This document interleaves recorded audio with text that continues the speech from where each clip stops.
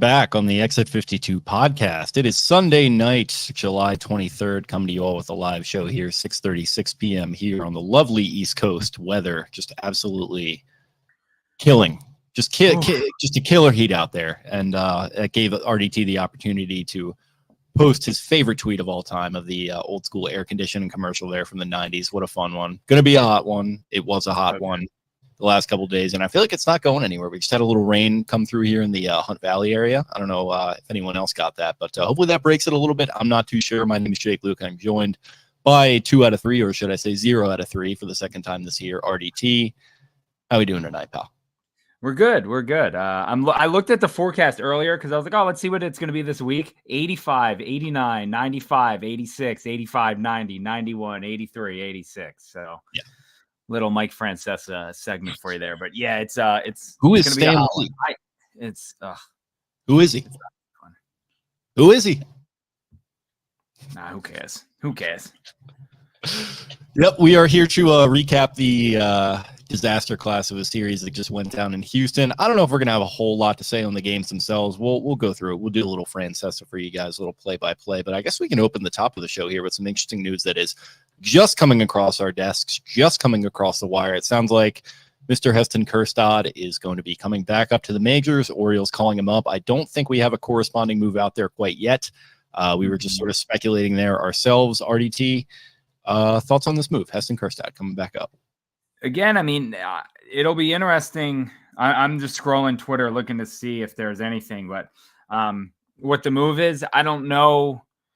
I don't think it would be Cowser. I wouldn't think so. I don't know, unless it was like a paternity situation or you know, something like that where it's kind of like a somebody just tweeted at us that it's Matone. I don't know if that's confirmed. Oh, I forgot he was even on the team. Yes, that it could be that. I mean, yeah, that's an easy. You DFA him. Yeah, I mean, it easily could be you DFA him, get him out of here, and that was always going to be the case when they optioned or when they brought him up when Westberg was hurt during the Yankee series, because there was a lot of like, why not Norby? It's like, well, he had to replace someone who he couldn't be called back up because it was still in like his window where he couldn't be called up unless he was replacing someone who got put on the IL. So that's why you bring up Nick Maton, whatever. Thank him for his service. I don't think he got an at bat. Maybe he did today. But you DFA him and then you know, nothing's broke there. So that makes sense. That's a good that definitely checks out. But again, I'm wondering if they face BB tomorrow. He's a righty. They face Allen. He's a lefty. And then they face Carrasco, who's a righty too. So maybe they can get you can find some ways to get Santander, O'Hearn, and you know, all these lefties bats in the lineup versus these the Guardians this week. And hopefully we can see Heston mashing, because the bits and pieces we've seen of him so far doesn't really do anything for me. Hasn't moved the needle for me at all. His at bats have not looked good, but you know, we'll see. They got to figure something out. Yeah, it's it is very interesting. I don't know, like all these moves, and like, not to kind of put you on blast here, but you kind of just said like a move like this doesn't really do too much for you before we got going. And I'm kind of with you, and I'm sort of at the point where unless it's Holiday coming back, which isn't going to be happening for a while, unless it's Mayo, which I don't think is going to be happening for a while, unless it's Basallo, which I don't know if that's going to happen this year. Like none of these really do a whole lot for me as far as the competitiveness of this club right now, who I think we just saw the nadir of their competitiveness for this season, getting swept by an Astros team that I think is solid, but certainly not. I wouldn't really call them much of a World Series contender. And especially coming off the statement that you just made up in New York. Obviously, you lose that first game to the Yankees, but you came back and just absolutely, I don't think I was on that recap show. Yeah, I definitely wasn't. You made a massive statement with that huge win, and, you know, you're still, it still didn't get the job done. That didn't put you in the catbird seat for the AL East. You're still chasing them. And, you know, I don't know if they, I think they won today versus Atlanta. I'm not sure what else happened.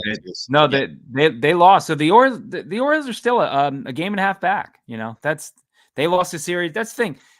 New York lost the series to the Braves, to the Orioles, to the Red. They've lost 4 series in a row, or 4 out of 5, I believe. To Boston, they lost the weekend before, and then they lost to the Dodgers as well, I believe. So It's, as good as things are going for the Yankees, and like that was my whole mentions this whole week was like, oh, you guys are still in second place, and it's like, Yankee fans, man, you guys used to win championships, and now you're bragging about. Some guy goes, you guys are puffing your chest about being in second place in June, and I go, so does that mean you're puffing your chest out about being in first place in June? And he goes, shit, you're right. And I was like, yeah, see, like, you got him with the Alonzo Mourning .gif. Yeah, there. it's like, and then Stanton goes out yesterday. He's on the IL with hamstring tightness.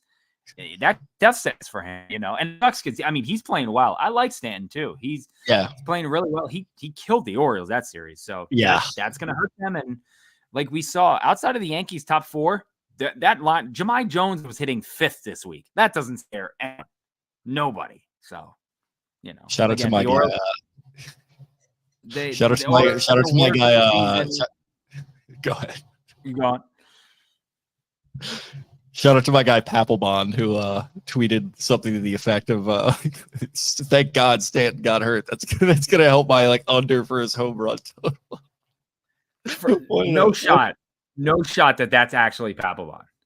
I think we're dealing with Antonio Brown. I followed him back. He followed me, so I followed him back, and I was like, this wouldn't shock me if it is him, but it's also, you're right. There's some there might be something afoot there with that account.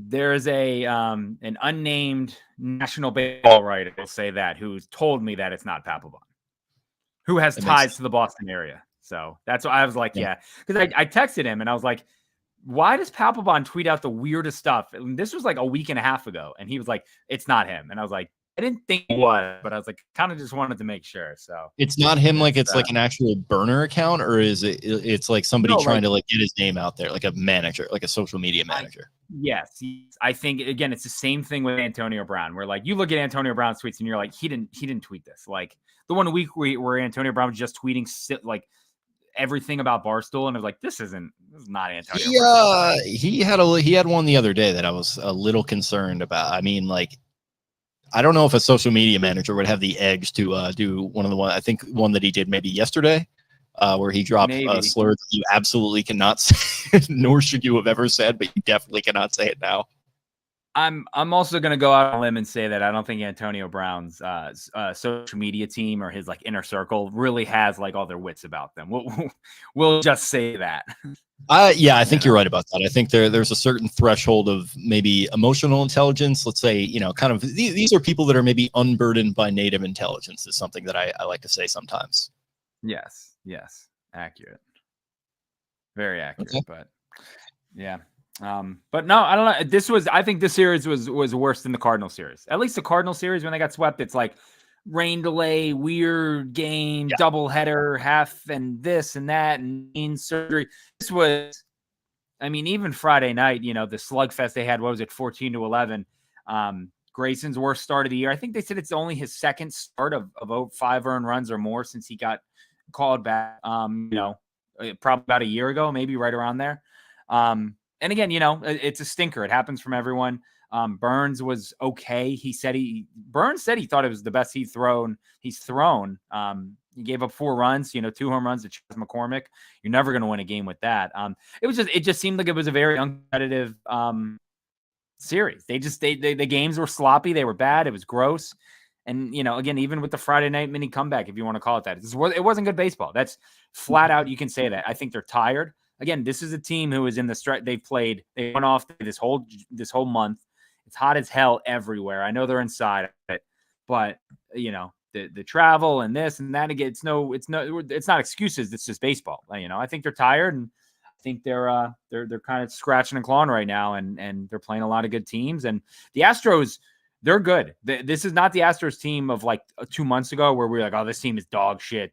This is the end of them. They're a very good team. Like they are pitching very well now, and they got guys dropping out. But I like, it wouldn't shock me to see the Astros like fighting for, the division or the wild card spot or something, a little bit down the line. They're a solid team. So people are hanging their heads about this one. This is a flush it.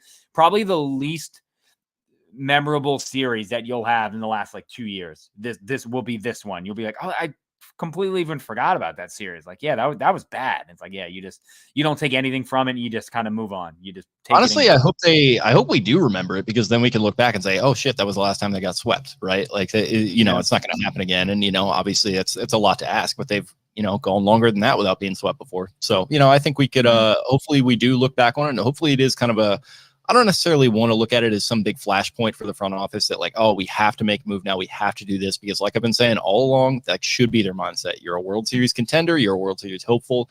You absolutely need to be monitoring the trade market to try and make this team as good as it can possibly be. You don't have to make the moves. You don't have to part with big names. You don't have to move on from guys that you think have a big future for this organization, but you've just got to be scouring the market. You've got to be trying to make a move. And like I said, I don't think any kind of big series necessarily like they had against the Phillies should have upped the ante on that necessarily. But when you look at this one a little bit, and I think you maybe kind of see the floor of some of these things, I think you're right in that it's just kind of a collective failure and you can sort of flush it. But I think when you look at kind of some of the issues where, like, it's not just native to this series. There have been plenty of series where the bats are just kind of quiet for the most part. Obviously, they had that second half surge in one of the games, but throughout the rest of it, bats were just very quiet. Westberg with a homer today, that didn't really do a ton for them, obviously. Maybe that's kind of a middle of the order professional bat type of guy who can come in there and, you know, perform the clutch moments for you. I think pitching very much remains a concern, where we've talked about it, where you have the A squad with Burns, with Grayson, and now, you know, Bradish is gone. That's a big hole in your you know, pitching staff right there. Losing Bradish, and obviously Means is already gone, and then Wells isn't going to be coming back, you know, this year. So I don't know, like, with the way that Irvin performed and the way Suarez performed today, I know he really knuckled up, and credit to him after a tough first inning today. I don't know, man. For me, it's like it's pitching or bust at this point, and whether it is a long reliever, I'd prefer a starter. I don't know what it's going to be, but I think we had somebody in the comments here saying the Suarez experiment has to be done. I agree to an extent, but like he's giving you quality starts. He's giving you quality outings. It's just like, it's definitely some overexposure right now. And I think maybe a move back to that long relief role, and then maybe a spot starter here and there could be a good role for him. So if you do go and make that move for that guy, and we've been talking about it for a while now, who's it going to be? I'm not sure. I think we'll probably have to do a special episode where we point out trade targets here, even before the hot stove stuff starts to heat up. There's just, you know, for as great as this team is, there still, I think, are some questions to be answered, and this put it on full display. And guess what? That's good timing, because like we were talking about before we got going here, All-Star break's coming up, and it could not be timed any better. I think for fans who are maybe getting a little bit burned out, and especially for the team who, like you said, they just looked tired and they looked like they didn't want to be out there this weekend. Yeah, and again, I mean, I think there's something to that. Again, I talked about the schedule and all that. I mean, I think the Philly and New York series back-to-back really took a lot out of them with all the added drama. And I mean, again, that game going back, not this Friday, the Friday before, and the Bradish news. And then again, you have the Bean Fest in New York, and you know, is Gunnar going to have to pick his teeth up off the dirt? What's going to happen? You know, is Judge healthy? Is he okay? I think that really took a lot out of them. And I know they had the off day and all that, but I mean, again, these guys are young and they're tired, and it's 100 degrees everywhere. The heat dome is over the East Coast and all that, whatever. But yeah, you know, I think it just kind of caught up to him, and I think you're right on a lot of that. The Suarez thing, I think he's a long reliever. I think he's a bullpen guy, and again, it's kind of everyone's thinking now. Again, you know, he was fun for a couple starts, and then it kind of seemed like, okay, well, maybe this isn't going to work out. And you know, you mentioned the guys who are hurt, and Wells and Means and Bradish. Dean Kramer didn't get through his first inning in a rehab start. He gave up 5 runs. And usually, again, you're like, oh, it doesn't matter. He got his pitches in. Hyde is usually the captain of that boat, where he's like, oh, I don't care about stats. They asked him about it today, and he said, yeah, it's not great. So again, it's like, oh, okay, well, maybe it was a mechanical thing, or I don't know. But pitching has to be, I mean, that's circled, that's underlined, it's highlighted, it's everything. And again, people are like, you know, the Orioles have faults. Their team is not serious until they do that. Every team in baseball has faults. Look at the Yankees. The Yankees are like, people are saying like, this Yankees team, you know, they're going to walk to the ALCS and the World Series. We talked about it earlier. That lineup is dog shit outside of their top 4. Now they just lost a guy. Like, people are acting like it's only the Orioles who have holes. It's not. You look at the Dodgers. getting killed with injuries right now. Kershaw just had another setback. Like, they need help with pitching. They need help like a lot of places. So like, that's the only thing to me. Same thing like the Phillies need help a lot of places too. So the only thing that annoys me is when everyone's like, the Orioles clearly have a hole. It's No other team does. Yeah, it's kind of having the blinders on, and I think it speaks to like, and I understand why people do it. I feel that way at times too. Like, it speaks to the idea of just having a longer term mindset with this thing, where a baseball season is a living, breathing thing, and it is so long, and there's so much to it. It's not like football where it's like, you have a really tough, you just labor intensive, like psychologically just, torturous experience on a Sunday, and then you've got to do it maybe on a fucking Thursday, like 4 weeks later. It's different with baseball. Like, they're obviously playing every day, but lower intensity, it's kind of a longer sort of thing. And that's different for you psychologically, both as a player and as a coach and as a front office person. And you've got to kind of have that long-term mindset where you've just got to be, it's almost like in golf where like you try to peak for like the major championships, right? It's like, all right, like, do I want to play this? Yeah, exactly. Be, Brooks Koepka, like, how am I going to prep for the majors every single time they come up 4 times a year? With like baseball, it's, you've got your big series obviously throughout the year, but really it's just trying to stay steady, just have a steady, consistent hum, which the Orioles are better than that. It just, better than just about anyone at that. And then obviously peaking for October, right? Mm-hmm. And so we're still a long way out from October, but obviously there are decisions that need to be made, and there are moves that I think certainly need to be made here in the coming few weeks. So yeah, it's really all about striking a balance, which I guess that's not a ton of insight other than to say, like, just maybe take the temperature down a little bit if you're feeling angry about this one. Obviously it wasn't pleasant to watch. And I wouldn't be surprised if people maybe kind of just flick their television sets off after a certain point in some of these games. I would totally understand that because yeah, it just felt like I said, they didn't want to be out there. Like they're just tired. And what did we talk about with the month of June? It's hell month, right? They passed the test with flying colors up till now. I think they maybe gave themselves a little bit of breathing room to lose one. You certainly don't want to see them get swept, and especially not while they're still chasing the Yankees, but it's just baseball and it's going to happen. Yeah, again, I'm looking at the standings. The Yankees in their last 10, 3-7. The Orioles 4-6. Like that. I mean, that tells you the story right there. Like, and again, as much as the Orioles had struggled this series 3 days ago, people were like, "This is by far the best team in baseball." It's close. It's not close. It's the Orioles. They've hit the most home runs. They've scored the most runs. They have the best run differential. But they scored the most runs. They have the third best run differential at plus 111. Like, that's, again, it's a bad series. And what's funny is, again, this is the first series they've lost since the sweep. So they played 7 series in between this sweep and like it took them 7 series to have another, like, they just didn't have it this series. Like, that's okay. That's what happens in baseball. Like, that's, again, somebody on Twitter today was like, this team, they have to win the games that they're not supposed to, or, they have to beat up these teams. It's like, and they were like, the Yankees don't do that. I was like, the Yankees lost a series to Boston last week. Like, what are you talking about? Like, this happens all the time in baseball. Creamed by the Orioles, in a game recently, and then they lost in extra innings the night before that. I mean, it's like you're absolutely right. It just kind of is how baseball is, and I understand like some of these teams, especially 2 of them in my mind, one of them playing in the Bronx and the other one playing in the Los Angeles area. They just feel like insurmountable, just behemoths, just because of their payroll and where they play, and the fact that it feels like the odds are stacked against them. And I totally understand that feeling. It's frustrating as a baseball fan that it's just like, man, what are we going to do to get through the Yankees this year? What are we going to do to get through the spending team this year, whether that's the Astros or whatever? Well, the Rangers, I know they spent, but nobody was looking at them going into October last year, and they just kind of turned it on. And like I said, they peaked for October, and they made the most of their talent. They made the most of the spending that they did do. And I think that, like I've been saying for a while now, that's a good model for the Orioles to follow. Yeah, and again, I think you're right. I mean, if you can get hot at the right time, we'll take it back to 2014. Like, the Royals were not better than the Orioles that year. They were the hotter team. Like, that's just what happens. Like, sometimes you run into it. You see it in the NHL. You see what the Caps have done it. The Ravens have done it. They run into hotter teams. But, they're like, the 2019, nobody thought, and again, this isn't me like joking around, the Titans weren't better than the Ravens that year. They were just hot. Like, they just ran into kind of a buzzsaw. So it just, let me see. Let's see what JCM said. I saw his tweet notification pop up. No, again, it's about staying, like, again, they're 19 games above 500. It's not like they're dropping down to 10 games above and like, oh no, what are we going to do? They'll be fine. Like, they're going to make the playoffs.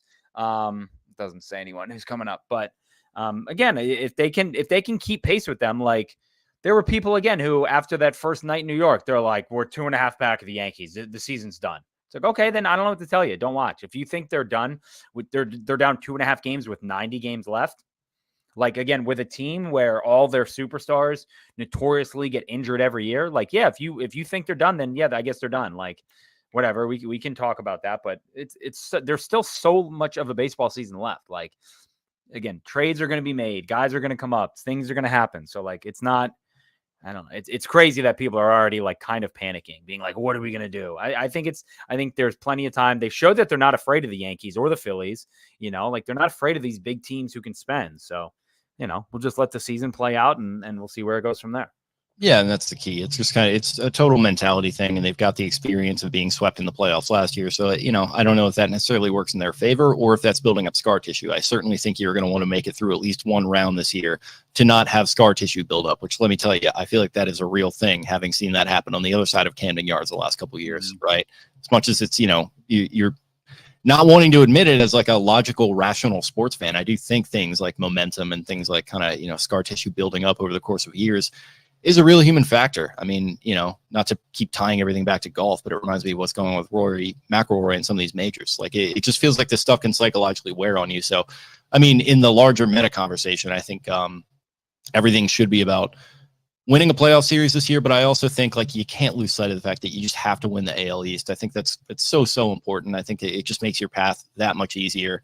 And you're probably going to have to see the Yankees regardless. But you'd much rather have the tilt, tilted back towards Baltimore's favor as far as home field advantage. So I don't know. It's an exciting thought, and maybe one that I didn't necessarily think I didn't know if I was going to be taking this train of thought going into this, but I don't know. For me, these 3 games against the Astros, it's just, I can kind of just, I can just memory hold these things and just move the hell on. There just wasn't much here. Yeah. And again, there was nothing of substance really. They were uncompetitive, and that's how the cookie crumbles sometimes. You just don't show up, and that's the thing. They just didn't show up. And there's no other really way around it. I mean, they were due for a series like this where they kind of got their teeth knocked in and embarrassed, and that happened. And again, I'm sure the message is like, listen, guys, we did this for a year and a half and it didn't happen. Now it's happened twice in 2 months. Like, again, kind of wake up call, or just, this can happen. We're not superheroes, or we're not like untouchable, stuff like that. So I'm sure the guys are pissed, and hopefully them coming back home and sleeping in their bed and, all that will get them going back. Cause the Guardians team is good. They're coming in tomorrow. This is a good Guardians team. They have technically, I think, the best record in the AL right now. So again, it's like, we talked about the Phillies and the Yankees, like the Guardians are right there too. I don't think they're that good, but again, that probably shouldn't have said that. I'm sure that won't come back to bite me in the ass, but they're up there with the Yankees and the Phillies for these important series. So it should be another dogfight this week at Camden Yards. So. Yeah, I think Stephen Kwan having a really good season for them still too. And yeah, it's just they're just another one of these AL teams that has some young guys. Yeah, exactly. It's awesome stuff. But yeah, I mean, like, there are some positive takeaways too. I mean, that Friday game, they lose 14-11. They were a Jacob Webb just absolutely filling his pants inning away from like. And obviously, you think about the way momentum is affected, and like maybe the offense wouldn't have exploded like this. You're probably winning that game handily. Gunnar hitting 2 home runs in that game. That's going to be forgotten about. I mean, just a lot of exciting offense going on in that one after, it felt like it had gotten away from them, but it reminded me a little bit of the Yankee series when the Orioles were pouring it on in the 3rd game to my homie, Michael K. Just absolutely just trying to shoehorn this narrative in of, oh yeah, the Yankees just got to start chipping away. They got themselves a good offense here. And I was just kind of like sitting there. Like I felt like Michael K just got to start chipping away here, and then they started to do it way more than the Yankees did against the Orioles, but overall not to be. And just forgettable series overall. Yeah, absolutely. It's just, again, it's like, whatever, you flush it. Me personally, I will never think about this series again. There is nothing that happened during the series I will be like, oh yeah, I do remember that. Like, that's funny. Or yeah, I remember that play. Like, nope, will not ever think about this series ever again. Men in Black, like mind eraser thing, just gone, completely gone. Remember we gave those? You probably don't. They had a toy at Burger King, and it was like the coolest thing in the world. It was for one of the sequels, right? No, I thought it was the original. Maybe it was a sequel, but I thought it was like the original one. And again, I know you're younger than me, but I was I think I'm a little young for the original. I do seem to remember some kind of merchandise around some of the sequels too, because I was cognizant when I think maybe like Men in Black 2 was coming out, but this is a long time ago. That's like 310 now. Yeah, that was a that was a great toy. I just remember being like, "Mom, we gotta go to Burger. I gotta get one of these to see if it works." I want to say the first one for me. I think the first movie I can remember seeing in theaters was Tarzan, which I mean, what a great movie to see for your first movie in theaters. And there were some good toys around that too. Yeah, soundtrack is incredible, very good. Bill Collins, good South Park. I mean, that fantastic one. But that was like everyone else. That was our 5th grade graduation song we sang, and all the parents were just like openly hysterically crying. The "You'll Be in My Heart." Oh my God! It was in my heart. Our music teacher cooked with that one. She knew what she was doing. My heart. Yeah, that's an easy one for sure. How was Inside Out 2?